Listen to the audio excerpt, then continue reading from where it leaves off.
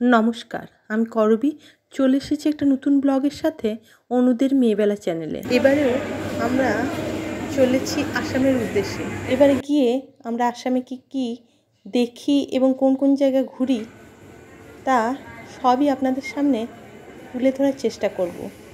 আমার ব্লগ ভালো লাগলে সাথে থেকে লাইক ও কমেন্ট করার জন্য অনুরোধ রইল। রাত্রি 9টা নাগাদ আমরা বাড়ি থেকে লোকাল ট্রেনে করে বেরিয়ে পড়লাম ব্যান্ডেলের উদ্দেশ্যে। ওখানে পৌঁছে আমরা রাত্রি 11:40 নাগাদ কলকাতা থেকে শিলচরগামী ট্রেনে উঠে বসলাম।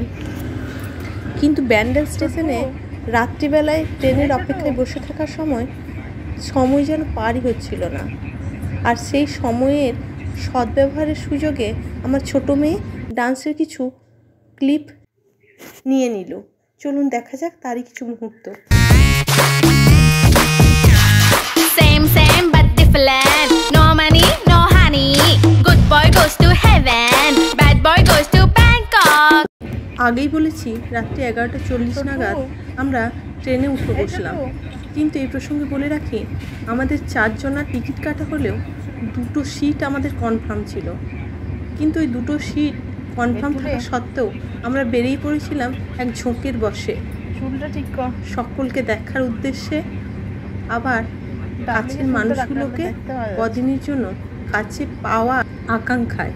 যাই হোক, আমরা যখন ট্রেনে উঠলাম তখন প্রায় সকলেরই শোয়ার সময়। আমরাও চটপট কোনো রকমে শোয়ার ব্যবস্থা করে ফেললাম।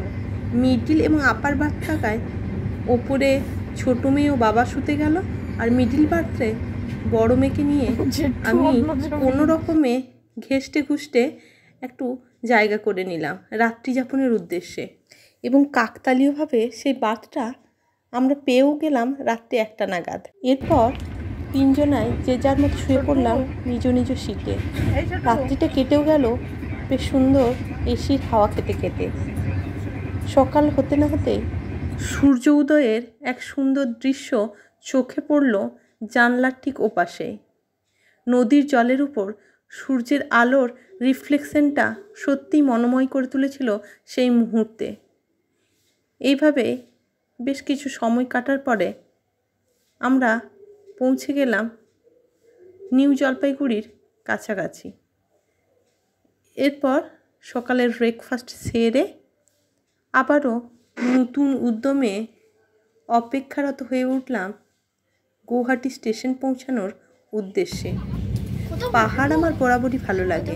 তারপর এক্সট্রা প্রাপ্তি আবার 2 বোনের একসাথে দেখা হওয়া ও বেশ কয়েকটা দিন একসাথে কাটানোর সুযোগ হয়ে ওঠা। কিন্তু দীর্ঘ সময় ধরে ট্রেন জার্নি করতে কারোরই ভালো লাগে না। সেখানে বাচ্চাদের অবস্থা যে কি হয় সে একমাত্র তারাই বুঝতে পারে। যাই হোক, বিভিন্ন খুনসুটি ও দুষ্টুমির মধ্যে দিয়ে সময়টা কোনো রকমে অতিবাহিত করতে হচ্ছিল সকলকে। এরই মধ্যে দুপুরের খাওয়া দাওয়া কমপ্লিট করে আবার শয্যা নিলাম সকলে ঘুমানোর উদ্দেশ্যে। ঘুম যদিও আসছিল না, তবুও আর কি প্রচেষ্টা। এরই মধ্যে পড়ন্ত বিকেলে সূর্য অস্তমিত হওয়ার সময় হয়ে এসেছে।